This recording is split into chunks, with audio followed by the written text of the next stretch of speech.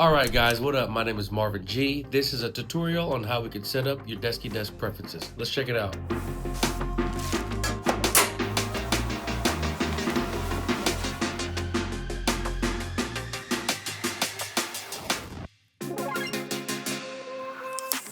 Today, I'm going to be teaching you guys how to set your presets using the Desky app.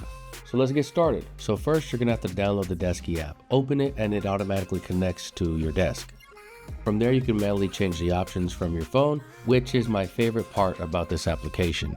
Or you can also tap the desk physically to rise it up and then go back to your preferences, save the current height for whichever preference you want, and there you have it. And that's it. Now that you've set up your Desky desk preferences in your application, you can enjoy that flow state that you've been looking for.